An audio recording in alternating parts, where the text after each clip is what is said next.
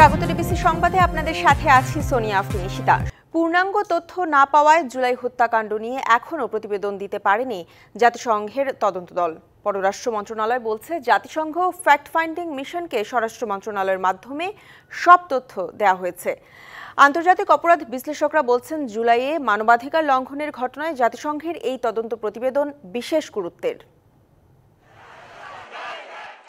অন্তর্বর্তী সরকারের আহ্বানে কয়েক দফা বাংলাদেশে আসে জাতিসংঘের তদন্ত দল। জুলাই আগস্টে ছাত্র জনতার ওপর সরকারি বাহিনীগুলোর মানবাধিকার লঙ্ঘনের ঘটনা তদন্ত করে। তবে আইন শৃঙ্খলা রক্ষাকারী কয়েকটি সংস্থা থেকে পূর্ণাঙ্গ তথ্য না পাওয়ার কথা জানা যায়।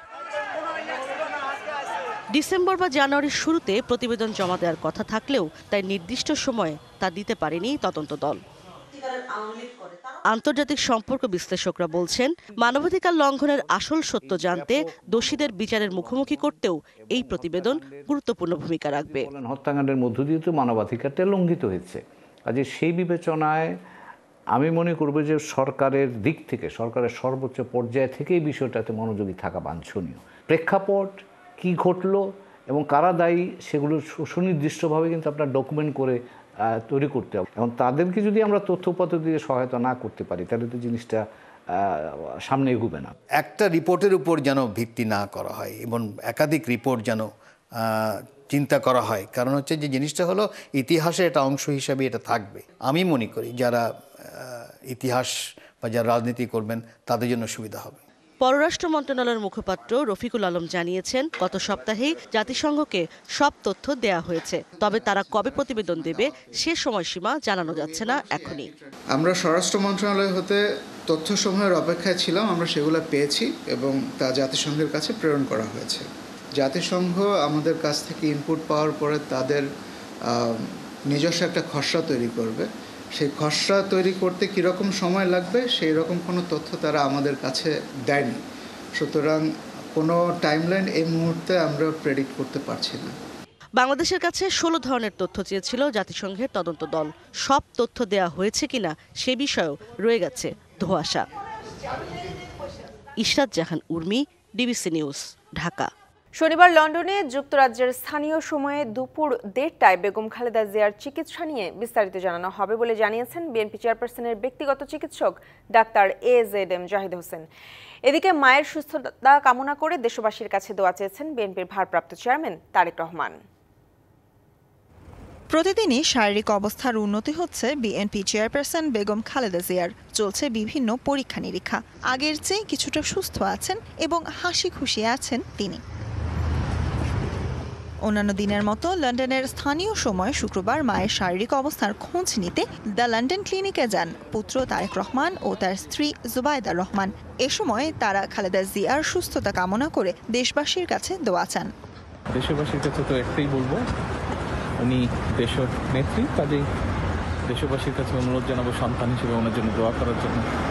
এর আগে যুক্তরাজ্য বিএনপির উদ্যোগে লন্ডনের ব্রিকল্যান্ড মসজিদে বিশেষ দোয়া ও মিলাদ মাহফিলের আয়োজন করা হয়।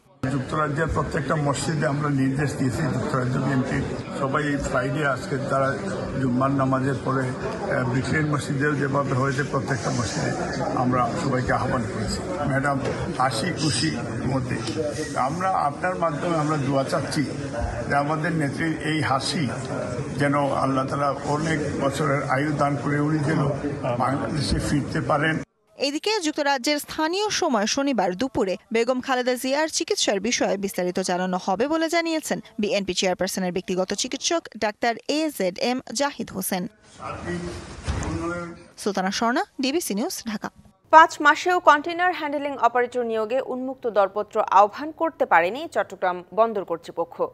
লোক দেখানো দরপত্রে শর্ত তৈরি করে কন্টেইনার হ্যান্ডেলিংয়ের কাজ পায় আওয়ামী লীগ নেতা ও তাদের ঘনিষ্ঠদের 7 প্রতিষ্ঠান। গত 15 বছরে রাজনৈতিক প্রভাব খাটিয়ে হাতিয়ে নিয়েছে কোটি কোটি টাকা। পট পরিবর্তনের পরও বহাল তবিয়তে তারা। অনেক লাইসেন্স দেওয়া আছে, কারো মামা, কারো চাচা, কারো দাদা, দে আর নট ফাংশনিং। লাইসেন্স নিয়ে হয়তো আরেকজনের কাছে বিক্রি করবে। ইললিগালি বহু কাজ সেখানে হচ্ছে। জঞ্জাল মুক্ত করতে হবে। দ্বিতীয়ত হচ্ছে এটাকে আরও যাতে কুইক রেসপন্স করতে পারে। গেল বছরে অক্টোবরে চট্টগ্রাম বন্দর পরিদর্শনে এসে এভাবেই ক্ষোভ প্রকাশ করেন নৌপরিবহন উপদেষ্টা। বন্দরের কন্টেইনার ওঠানো নামানো হয় 3টি টার্মিনালের 12টি জেটির মাধ্যমে। এর মধ্যে সবচেয়ে বড় টার্মিনাল এনসিটির 4টি ও সিসিটির 2টি জেটির নিয়ন্ত্রণে সাইফ পাওয়ারটেক। কাজের মেয়াদ শেষ হয়ে গেলেও সরাসরি ক্রয় পদ্ধতিতে বারবার মেয়াদ বাড়িয়ে পরিচালনা করে আসছে প্রতিষ্ঠানটি। জেনারেল কার্গো বার্থের 6টি জেটিতে কার্যক্রম নিয়ন্ত্রণ করছে আওয়ামী লীগের সাবেক এমপি আলাউদ্দিন নাসিম ও একরামুল করিম চৌধুরী, সাবেক মেয়র আজম নাসির উদ্দিন, ফজলে ইকরাম চৌধুরী ও আবু শরীফের ব্যবসায়ী প্রতিষ্ঠান। সিদ্ধান্ত নেওয়ার পরও উন্মুক্ত দরপত্রের মাধ্যমে অপারেটর নিয়োগের অবস্থান থেকে সরে এসেছে বন্দর কর্তৃপক্ষ। পরিবর্তন আনার দরকার, সেই পরিবর্তনের প্রস্তাবটা মন্ত্রণালয়ে পাঠিয়েছে। তো মন্ত্রণালয় যখন আমাদেরকে অনুমোদন করে দিবে আমরা ওটিএমে চলে যাব। এখন আমাদের এই অপারেশন অব্যাহত রাখতে হলে সেই ক্ষেত্রে হয়তো আমাদের শর্ট টার্ম কিছু মেজার নিয়ে চলতে হবে। গত 15 বছর উন্মুক্ত দরপত্রের বাস্তবায়ন না হওয়ায় অতিরিক্ত খরচ হয়েছে কন্টেইনার ব্যবস্থাপনায়।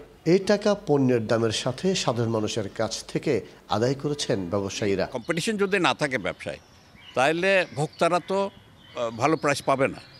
এখানে তাই হচ্ছে, মন্ত্রী থেকে শুরু করে উপরওয়ালা পর্যন্ত, একদম প্রথম ব্যক্তির থেকে শুরু করে নিচে পর্যন্ত কার পকেটে কত গেছে এটা সবাই জানে। কম্পিটিটিভ একটা দরপত্র টেন্ডার হয়ে যারা আসবে তো তাদের তো এই খরচটা বেঁচে যাবে। অভিযোগ আছে আওয়ামী লীগ সরকারের সময় বন্দর কেন্দ্রিক নানা ব্যবসা নিয়ন্ত্রণ করে এই 7 প্রতিষ্ঠান হাতিয়ে নিয়েছে হাজার কোটি টাকা। মাসুদুল হক, ডিবিসি নিউজ, চট্টগ্রাম। জুলাই ঘোষণাপত্র বাস্তবায়নে গণঅভ্যুত্থানে অংশ নেওয়া অংশীজন থেকে অভিমত নেওয়া হচ্ছে। প্রধান উপদেষ্টার প্রেস উইং থেকে এক খুদে বার্তায় এ তথ্য জানানো হয়। চিঠিতে মতামত পাঠাতে হবে প্রধান উপদেষ্টার প্রেস সচিবের ঠিকানায়। আগামী 23 জানুয়ারি পর্যন্ত অভিমত জানানো হবে। পরে মতামত পর্যালোচনা করে সংশোধিত ও সবার কাছে গ্রহণযোগ্য ঘোষণাপত্র প্রস্তুত করা হবে এবং খুব তাড়াতাড়ি ঘোষণা করা হবে। এর আগে জুলাই গণঅভ্যুত্থানের ঘোষণাপত্র নিয়ে বৃহস্পতিবার ফরেন সার্ভিস একাডেমিতে প্রধান উপদেষ্টা ডক্টর মোহাম্মদ ইউনূসের নেতৃত্বে সর্বদলীয় বৈঠক অনুষ্ঠিত হয়। দীর্ঘদিন ড্রেজিং না করায় অস্তিত্ব সংকটে মাদারীপুরের নদ নদীগুলো হারিয়েছে নাব্য। কয়েকটি নদীর গতিপথও পরিবর্তন হয়েছে। স্থানীয়দের মতে একসময়ের খরস্রোতা নদীগুলো আজ মৃতপ্রায়। প্রাকৃতিক ভারসাম্য রক্ষায় এগুলো বাঁচিয়ে রাখা একান্ত প্রয়োজন। এদিকে সমীক্ষা করে ড্রেজিংয়ের ব্যাপারে সিদ্ধান্ত নেওয়ার কথা বলছে পানি উন্নয়ন বোর্ড। একদিকে ফসলি জমি, অন্যদিকে জেগে উঠেছে চর। দেখে বোঝার উপায় নেই এটি নদী নাকি মরা খাল। দীর্ঘদিনেও ড্রেজিং না হওয়ায় মাদারীপুরের শিবচরে বিলপদ্মা নদীর এমনই দশা। একসময় এই নদী দিয়ে চলাচল করেছে বড় বড় জাহাজ, ব্যবসা বাণিজ্যে ঘটেছে প্রসার। রাজধানী ঢাকায় লঞ্চে যাতায়াত করতেন স্থানীয়রা। কালের বিবর্তনে নদীটি এখন মরা প্রায়।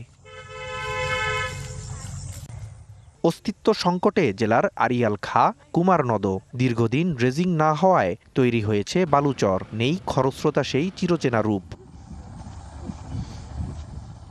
প্রকৃতি ও পরিবেশের ভারসাম্য রক্ষায় নদ নদীগুলোকে ড্রেজিংয়ের মাধ্যমে বাঁচিয়ে রাখার আহ্বান এলাকাবাসীর। পদ্মার মুখ বন্ধ হয়ে যাওয়ার কারণে এটা আস্তে আস্তে আস্তে আস্তে এটা ভরাট হয়ে যায়, যার জন্য এখানে পলিমাটি পড়তে পড়তে এখন এই নদী আর এখন নদী নাই। নদী মানে আমরা মনে করি মইরা গেছে, নদীর কোনো স্রোত নাই, কিছু নাই, কোনো লঞ্চ মুস কিছু চলে না। সরকারের কাছে দাবি যে নদীটা স্রোত হয়, ড্রেজিং করা, এটা কাইটা কুইটা একটা বন্দোবস্ত করলে পানি স্রোত হইলে ভালো হয়। নদীর পানি প্রবাহ সচল ও ধারণ ক্ষমতা বাড়াতে সমীক্ষা চলছে বলে জানিয়েছে পানি উন্নয়ন বোর্ড। পানি পরিকল্পনার মাধ্যমে এটা পাস করব এবং এই পাস করার পরে এই প্রকল্পের আওতায় যে সকল নদীগুলো খননে অন্তর্ভুক্ত থাকবে, খনন করার মাধ্যমে আমরা নদীর নাব্যতা ফেরত আনবো। জেলার 5টি উপজেলায় কাগজে কলমে 15টি নদ নদী থাকলেও 250 কিলোমিটার এলাকা জুড়ে বিলপদ্মা, আড়িয়াল খাঁ, বিশার কান্দ সহ বর্তমানে দৃশ্যমান নদ নদীর সংখ্যা 10টি। TVC news desk. মালয়েশিয়ায় আজ পর্দা উঠছে অনূর্ধ্ব 19 নারী টি-20 বিশ্বকাপের। উদ্বোধনী দিনেই নেপালের বিপক্ষে মাঠে নামছে বাংলাদেশ। ম্যাচটি শুরু হবে দুপুর 12:30টায়। গেল ডিসেম্বরে নারী অনূর্ধ্ব 19 টি-20 এশিয়া কাপে রানার্স আপ হয়েছিল বাংলাদেশ। ফাইনালে ভারতের কাছে হেরেছিল তারা। এবার টি-20 বিশ্বকাপে ভালো করতে আত্মবিশ্বাসী জুনিয়র টাইগ্রেসরা। 2023 সালে সাউথ আফ্রিকার মাটিতে প্রথমবারের মতো অনুষ্ঠিত হয়েছিল নারী অনূর্ধ্ব 19 টি-20 বিশ্বকাপ। এর আগের মতোই এবারও 4 গ্রুপে অংশ নিচ্ছে 16টি দল। ডি গ্রুপে বাংলাদেশের প্রতিপক্ষ অস্ট্রেলিয়া, নেপাল ও স্কটল্যান্ড। এবার দেখে নেব আজকের জাতীয় দৈনিক পত্রিকাগুলোর প্রধান শিরোনাম। শুরুতে আমার হাতে আছে প্রথম আলো। দেখে নেব প্রথম আলোর প্রধান শিরোনামগুলো। স্থানীয় সরকার নির্বাচন আগে চান বেশি মানুষ। বিএনপি সহ বেশিরভাগ দল আগে জাতীয় নির্বাচন চায়। জাতীয় নাগরিক কমিটি সহ কিছু সংগঠন ও দল আগে স্থানীয় সরকার নির্বাচনের পক্ষে। জাতীয় সংসদ নির্বাচনের আগে স্থানীয় সরকার নির্বাচনের পক্ষে 64.17% আর বিপক্ষে প্রায় 29%। রাষ্ট্রপতি নির্বাচন জনগণের সরাসরি ভোটে করার পক্ষে 83% আর সংসদ সদস্যদের ভোটে করার পক্ষে 13%। এরপরে আমার হাতে আছে সমকাল। সমকালের প্রধান শিরোনাম হলো ক্যাপাসিটি চার্জের ঘানি টানতে হবে 2 যুগ। গরমে বিদ্যুতের চাহিদা 18,000 মেগাওয়াট, বর্তমানে উৎপাদন ক্ষমতা 27,790 মেগাওয়াট এবং বৈশ্বিক মানে কাঙ্ক্ষিত সক্ষমতা 21,600 মেগাওয়াট। এরপরে আমার হাতে আছে যুগান্তর। যুগান্তরে বলা হয়েছে শাপলা চত্বরে হেফাজত দমন, অপারেশন ফ্ল্যাশ আউট, হাসিনার নির্দেশে ক্র্যাকডাউন। গভীর রাতে অভিযান চালাতে বসে রুদ্ধদ্বার বৈঠক। হাসিনার বার্তা নিয়ে আসেন সৈয়দ আশরাফ। জড়িতদের শাস্তি দাবি করে ট্রাইব্যুনালে হেফাজতে ইসলামের মামলা। আর হেফাজত বলছে হতাহত অনেকে সঠিক তথ্য বের করতে কাজ করছে কমিটি। এরপরেই আমার হাতে আছে কালবেলার প্রধান শিরোনাম হলো ঘরে বাইরে ভোটের চাপ। রাজনৈতিক দলগুলো চায় দ্রুত নির্বাচন। বিপরীত মেরুতে বৈষম্য বিরোধীরা আর গণতান্ত্রিক নির্বাচন দেখতে চায় ভারত যুক্তরাষ্ট্র। ইতিহাসের সেরা নির্বাচন করতে চান ডক্টর ইউনূস। এরপরে আমার হাতে আছে বাংলাদেশ প্রতিদিন। বাংলাদেশ প্রতিদিনের প্রধান শিরোনামের মধ্যে আছে বিএনপির ভাবনায় শুধুই ভোট, সরকারের ওপর চাপ বাড়ানো হচ্ছে, সরব থাকবে মাঠে, সমমনা দলগুলোকেও পাচ্ছে পাশে। আর আরও একটা শিরোনাম আছে আওয়ামী লীগের ভোটার টার্গেট জামাতের। এরপরেই হাতে আছে দৈনিক ইত্তেফাক। দৈনিক ইত্তেফাকের প্রধান শিরোনামের মধ্যে আছে খরচ বৃদ্ধির চাপে উদ্যোক্তারা, আগামী দিনে রাজনীতি কোন দিকে যায় তা নিয়ে অনিশ্চয়তা ব্যবসায়ীরা, আর সামষ্টিক অর্থনীতি এখনও স্থিতিশীল নয় বলছেন ডক্টর জাহিদ হোসেন। এদিকে মোহাম্মদ হাতেম বলছেন ঋণের 3টি কিস্তি শোধ না করতে পারলে খেলাপি করার শর্তে ব্যবসায়ীদের গলা টিপে হত্যার ব্যবস্থা করা হয়েছে। এসব নিয়েই দৈনিক ইত্তেফাকের খরচ বৃদ্ধির চাপে উদ্যোক্তারা এই প্রতিবেদনটি। এরপরে আমার হাতে আছে কালের কণ্ঠ। শুধু আইন করে রাজনৈতিক ধারা বদলানো কঠিন, সংস্কার সুপারিশ বাস্তবায়ন করা হলে দলগুলোর নেতৃত্বে বড় ধরনের পরিবর্তন আসতে পারে। আর আরও বলা আছে পরিবারতন্ত্র আরও পাকাপোক্ত হওয়ার সম্ভাবনা রয়েছে। এরপরে আমার হাতে আছে বণিক বার্তা। বণিক বার্তার প্রধান শিরোনামের মধ্যে যৌক্তিক দাম নির্ধারণে রাষ্ট্রীয় নিয়ন্ত্রণ নাকি মুক্ত বাজার। খাদ্যপণ্যের বাজার প্রায় $150 বিলিয়ন। এরপরে হাতে আছে the daily star. Students suffer as NCTB fails to deliver books. Only 37% of 40.15 crore textbooks distributed till first half of January. এরপরে আমার হাতে আছে The Business Standard. 1,150 non-bonded RMGs fear closer as LC law material excess shrinks. এরপরে আমার হাতে আছে The Daily Observer.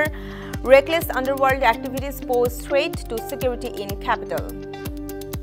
এরপরেই হাতে আছে The New Age. The New Age বলা হয়েছে attacks on minority students, protests continue.